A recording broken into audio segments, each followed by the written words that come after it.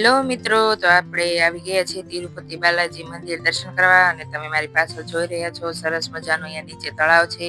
તો આપણે પહેલા તળાવ જોવા જઈએ અને પછી જઈએ દર્શન કરવા માટે. તો ચાલો હવે આપણે જઈએ તળાવ જોવા માટે.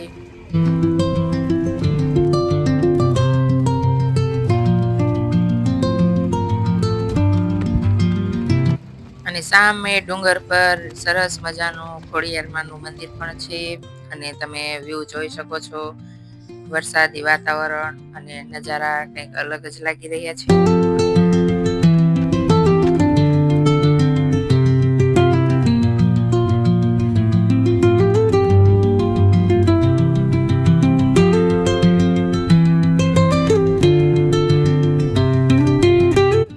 તો આપણે નીચે તળાવ જોયું અને હવે આવી ગયા છીએ દર્શન કરવા માટે.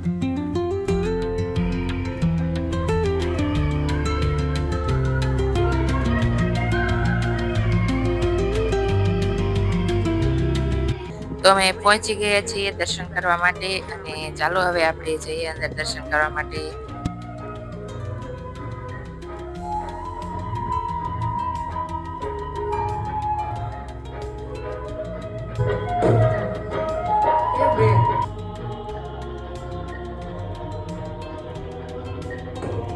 તો ફાઇનલી આપણે દર્શન કરી અને આવી ગયા છીએ મંદિરના પાછળના ભાગમાં અને તમે અહીંયા જોઈ શકો છો સરસ મજાનું ગાર્ડન છે. તો ચાલો આપણે અહીંયા એન્જોય કરીએ અને થોડી વાર આરામ કરીએ અને બધા વ્યૂના સરસ આનંદ માણીએ અને તમને પણ બતાવીએ. અને તમે જોઈ રહ્યા છો મારી પાછળ સરસ મજાના ડુંગર છે અને ગાયો ચરે છે અને લોકેશન પણ બહુ સરસ છે અને વાતાવરણ પણ બહુ સરસ છે.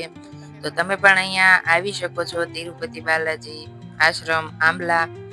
તો ચાલો તમને પણ અમે બધા વ્યૂ બતાવીએ. તો બન્યા રહેજો મારા બ્લોગ પર.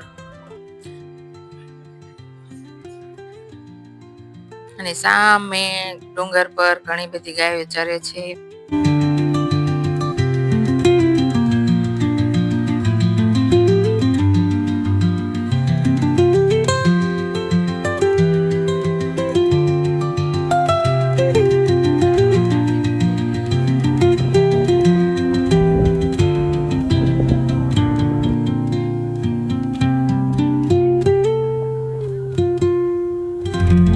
તો આપણે અહીંયા બહુ જ એન્જોય કર્યો અને હવે આપણે એ જઈએ નીચે અને હવે આપણે ક્યાં જઈએ છીએ તે જોવા માટે બન્યા રહેજો મારા બ્લોગ પર.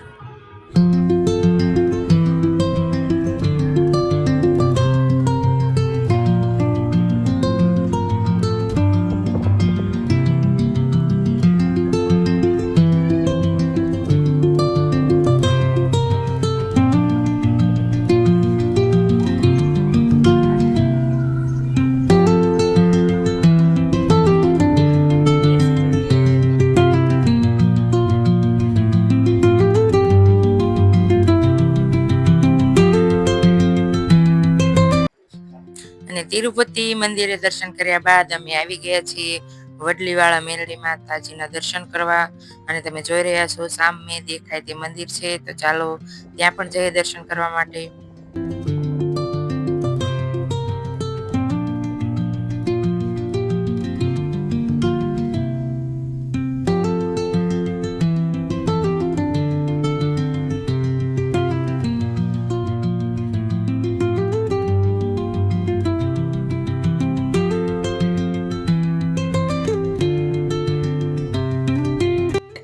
તો અહીંયા પણ દર્શન કરી લીધા છે અને હવે આ વ્લોગ હું અહીંયા પૂરો કરું છું. તો તમને મારો વ્લોગ કેવો લાગ્યો તે મને કમેન્ટ કરીને જરૂરથી કહેજો અને જો તમને મારા વિડીયો જોવા ગમતા હોય તો મારી ચેનલ લાઈક શેર અને સબસ્ક્રાઈબ પણ કરજો.